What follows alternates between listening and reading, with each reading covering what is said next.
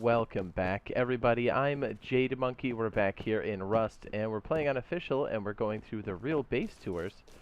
And this is our base at the end of an official wipe here, yeah, on the PC, but this will pertain to everybody for the PlayStation 4, the Xbox One, and the PS5, and the Xbox Series X, and PC players.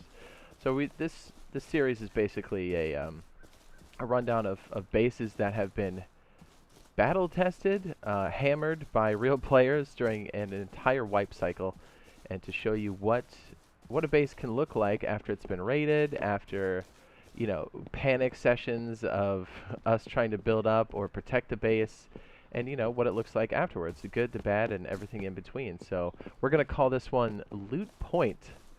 And yes, comes at the end of, let's see, would it be September?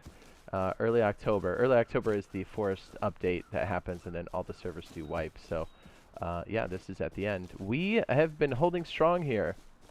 This was actually a secondary base. I believe Razor was loot, was a BP master and also the build master. And then we built this as a secondary, and this became our fallback as the first base to get raided. So we're going to show you the ins and outs here. I think we've got some pretty cool discoveries off of this one. This is very similar to the Swampy Chad's wipe, but we made some improvements. So I think maybe the best place to start would be the first floor, but let me just talk about the exterior. We have these protrusions here on the side, this square piece. That's a part of the honeycomb, and I think we have a pretty good idea of how we're going to use this in the future. Again, it's such a great way. Like, when you're in there trying to free-form it a little bit, like, you may have a plan, but some things come out of necessity. And, building the honeycomb around this base, I think we came up with this idea on the side that I think will be pretty good. You know what? Maybe we'll start with this. So, honeycomb is just extra pockets around the main loot areas. And so let me just show you. This is dead space, but I wanted to always, or I do always want to make use of dead space. So, if you look here, I created these crazy little jump-ups here. And again, this would just be hollow anyways, so I wanted to utilize this for something. So I figured, why not make it a spawn point for me or another player, or on our team rather, and create little loot pockets here in places where I can re-equip. Nothing with explosives or anything else to help somebody raid, because obviously the path to get in here is quite simple, but if I did something like this, it would make it much easier for me to get re-equipped and head outside. As you know, most bases have a million doors. And hopefully confusing the people that are raiding the base, going, which way is the actual doorway? So if somebody's door camping you, you could spawn in here and have potential points to come out. Now, again, I hope this isn't terribly confusing, but this protrusion, this square piece, could happen over here as well. See how we've got a square and a triangle above us? Well, it's replicated all the way down here, so we could create the same type of jump out there for another set of players for the base, and also creating more protection for the actual base itself. And then we can do the same thing here, but I actually closed this one off and made it part of the interior. So, because that section actually protects one of the loot cores, or the loot core, where it kind of wraps around and it's part of the honeycomb. But anyway, so that's the idea in the future. So, again, this is similar to the Swampy Chad's base, but you see some modifications. Now, this is the main point of entry. This here was actually going to become our front porch, where we've got some windows, some places to drop off water and whatnot, but we never got to that point. So if you go here, we're still in the honeycomb portion, this triangle piece. It's also worth noting that the interior of this base is a 3x3 square. And if I open this here, and you look here, and I open this door, you can see the 3x3 right here. This square, and this square, and it's 3x3 all the way around. Now, the reason why it's 3x3 is the center core is here, and that's why it's armored. But that's where the TC sits, the tool cupboard. And if you didn't know, the tool cupboard is for controlling the base. So if somebody takes over the tool cupboard, they can control the base, they can add to it, they can pick up deployables. It's the heart of the whole operation. So anyways, this front section here, we're going to create for, quick conversion, quick drop-off points. And it's done its job here. We have a locker. We've got a roller door here. We were going to throw in another roller door, but again, we just never got to it. Now, wrapping around here, and again, the central core you should see behind this locker, if I can highlight it. There you go. We also made the ceiling tiles, or tried to make the ceiling tiles armored as well. We'll get in more to the second floor and how the honeycomb works there. So yes, let me just leave all these doors open so you can see what we're talking about. So these are armored doors. Again, most protection for a doorway. So we have a bed here, more lockers, more storage. We were going to put another roller door here to protect this loop, but again, we just never got to it. It's been kind of a hectic wipe. We have a roller door here. We have lights. Repair bench. This should probably be storage, but again, we just never got to it on this particular wipe. The comfort corner so we can regenerate health much faster. And if you open this door, we're winding into the center core. This other Pencils of Promise door leads into the actual TC room. And you can see the tool cupboard's right here. And you can see all the different materials we have stacked inside of here to help us stay on top of upkeep. But we have a lot of really expensive things here. Components, high-end components, explosives, things like that, things that are very valuable, some bullets. We've done some pretty major raids, so a lot of this is pretty skinny right now, but that's okay. Tool cupboards, or I'm sorry, not tool cupboards, but workbenches are here as well. And again, this is the most protected corner. So the idea is when they raid, doorways are the path of least resistance. So if you come in here, you're like, oh, maybe the tool cupboard's here, you have to blow a door. You have to blow another roller door, whoops, right here. Then you have to blow another armored door. Then you have to blow this armored door, which is very, very expensive. Now, the exterior here is all metal. You can see it's sheet metal here and here. And then exterior, the reason why it's stone, there are little triangles creating little pockets of honeycomb to stop splash damage from rockets. And let me just show you on another corner out here where it maybe makes more sense. Actually, I don't think we have any of this exposed. Maybe this is going to be hard to explain, but you can see right there how there's a triangle piece. That triangle piece comes all the way down and it creates honeycomb for those sheet metal walls that are on the opposite side. And then we can fill them in with even more honeycomb and then leaving it stone to make people think that it is low tier stuff. When you see a lot of stone, you're like, maybe I want to hit it, maybe I don't.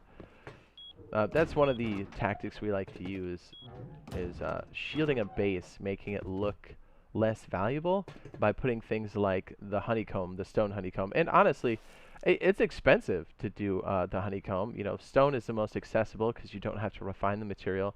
Metal, it becomes more accessible as the wipe continues, but you don't want to commit too much of the processed materials, armor or metal, until you can actually afford it on a larger scale.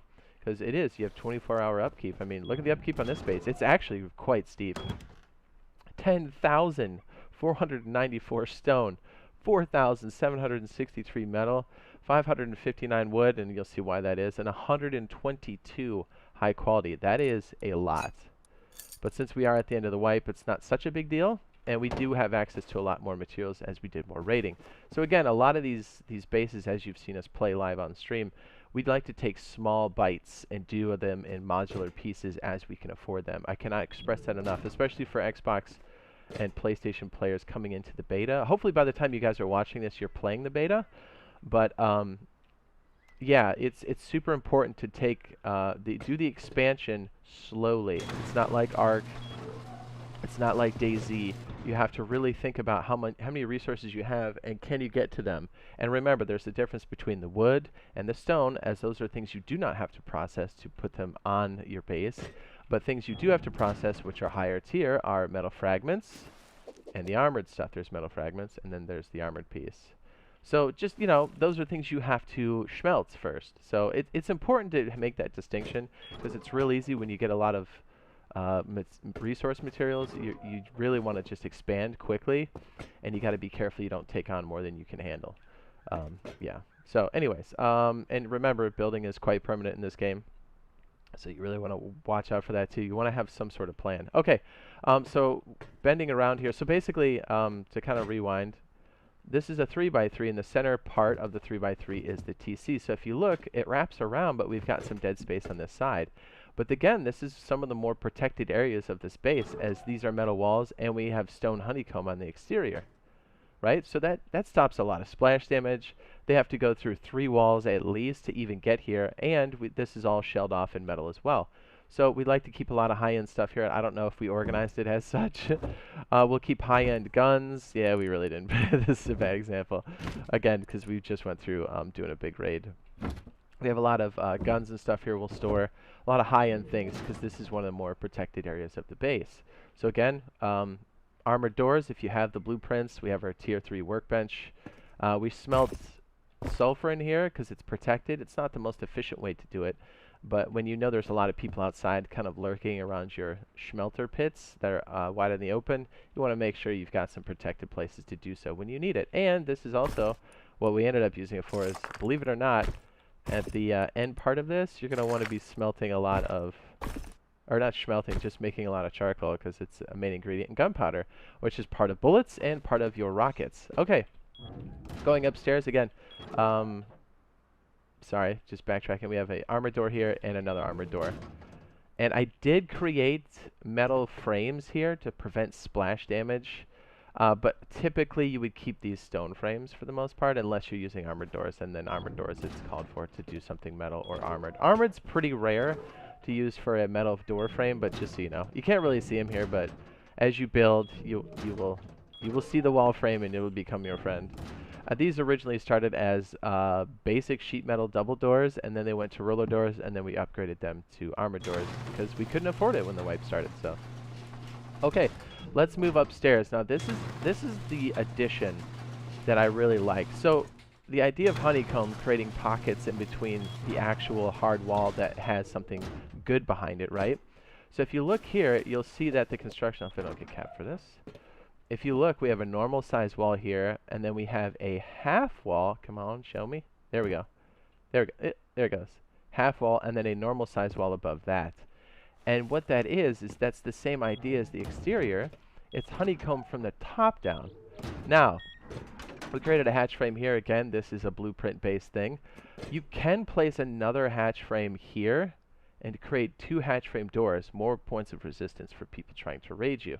Now, I think we have to work out some kinks there, but the idea was to create another door, but we just need to make sure the passage is good enough. Anyway, so this leads upstairs. If you notice, this triangle piece, we are sitting in the honeycomb, so even points of entry here to the exterior, they're just breaking in to the honeycomb. So if somebody were to break that moon door downstairs, they're just breaking into a piece of the honeycomb. They haven't hit the center core yet.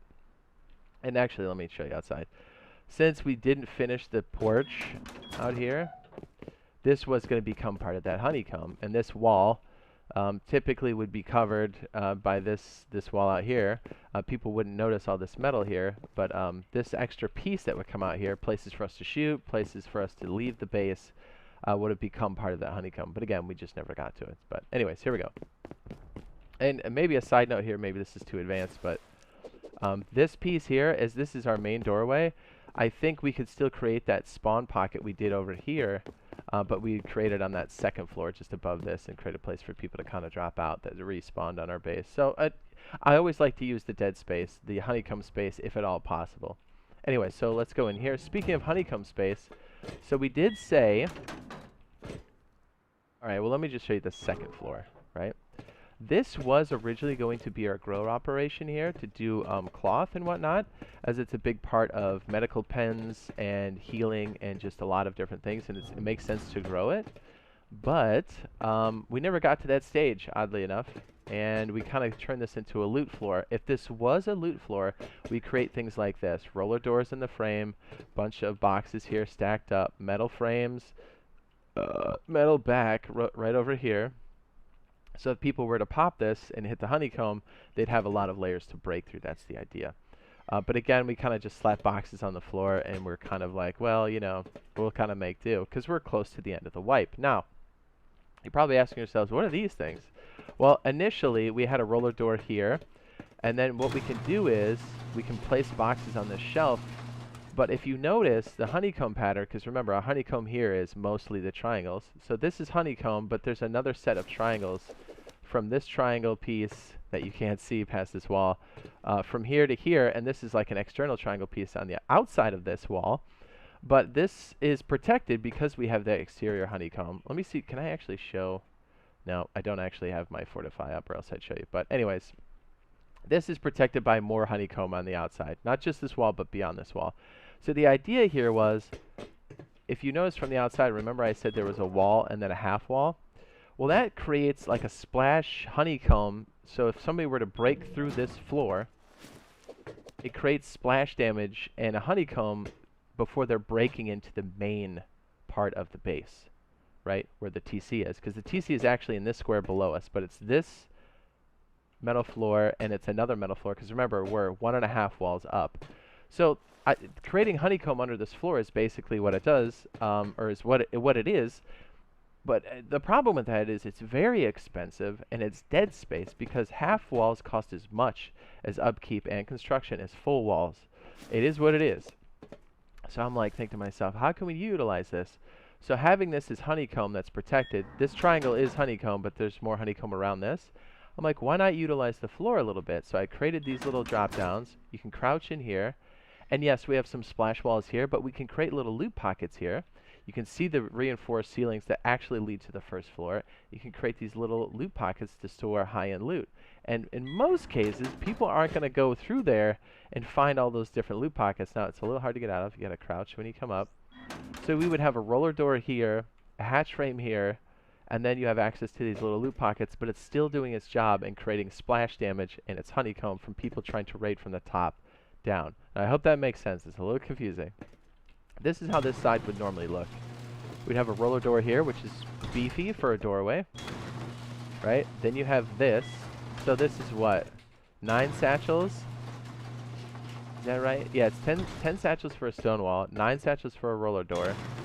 Then it's 4 satchels, I hope I have this right, for a sheet metal door, and essentially a hatch frame is a sheet metal door.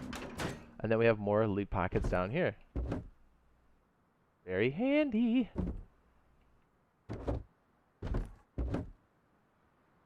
We didn't flush all of this out, again, because we didn't get to it, but I like this idea, and again, that we kind of just birthed this during a full official wipe, because we're sitting here going, okay, well, how do we utilize this? You know, because we're pretty low on resources and we need a lot of storage, so that's kind of how that happened.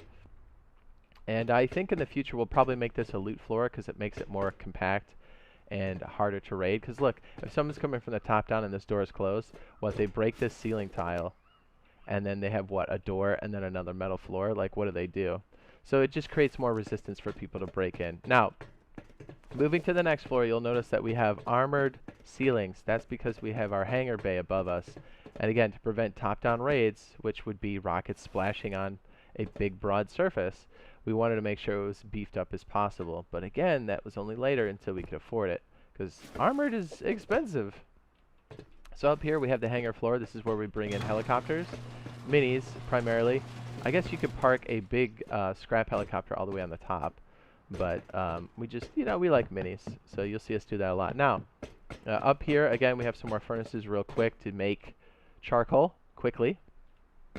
But if you look out here, you can see that we've got okay, so again in the beginning when I showed you that that loot chute or the spawn chute, it's this square and this square.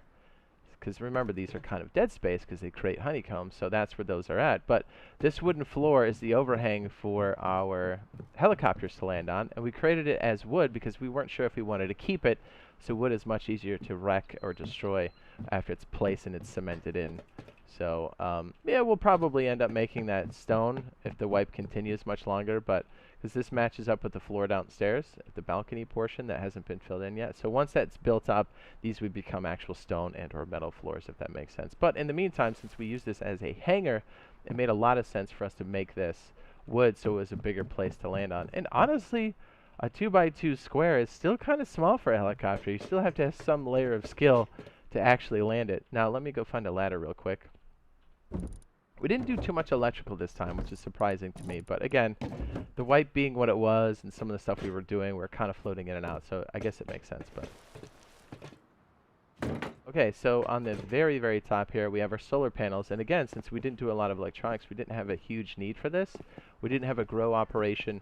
But we do have room for expansion. Normally we do 2 on each side, 2 on the northeast and 2 on the southwest side because it has a tendency to soak up the most sun. I like solar panel because somebody asked us this during a live stream, and it was a great question. I believe it was Jay Russo, and if Jay Russo's watching, what's up? He said, you know, why do you use solar panels so much? And I said it's low profile. If you get enough of these and you set them up right, it looks like you have less rust money, if that makes sense. A wind turbine or a windmill sticks up so far that it's pretty easy to spot, and most people that see that go, okay, that's a base we want to raid. So keeping this low profile, it keeps that signature away. We're not showing or silhouetting as much. The base's form factor is smaller than most. And if you're looking downstairs and looking up, you have no idea there's even solar panels on this base. So you may just go, oh, they don't even have electricity. You know, not worth raiding. But in fact, if you had 4 solar panels up here, that's enough to power 2 large batteries.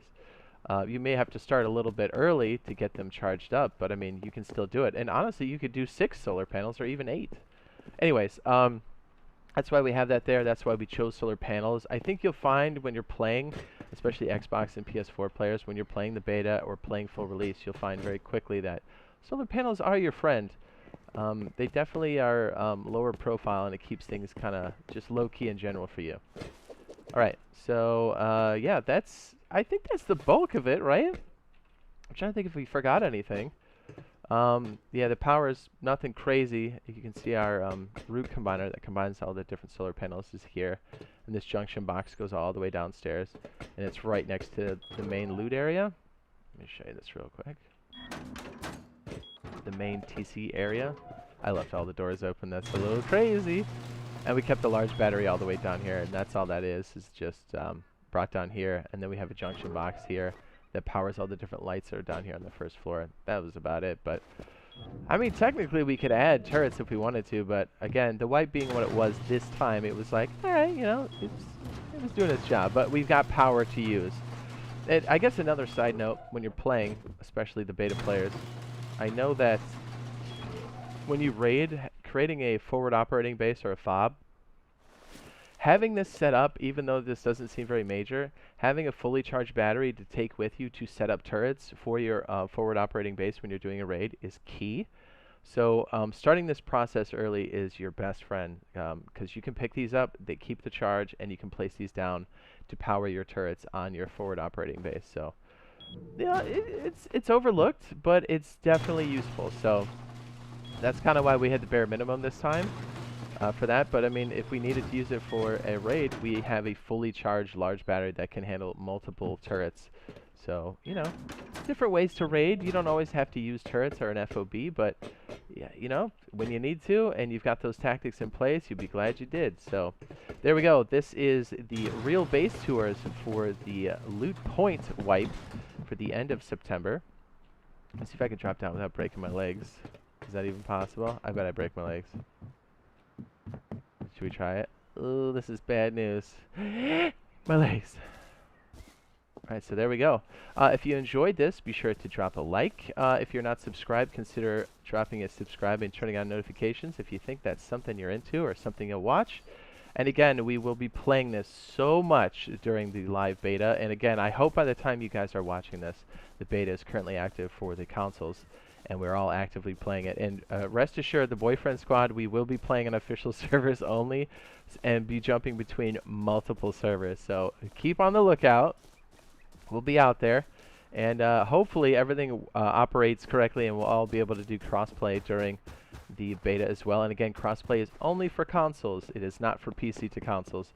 So it won't matter if you're on PlayStation or Xbox. We should all be able to get down and Rust, which I absolutely cannot wait for.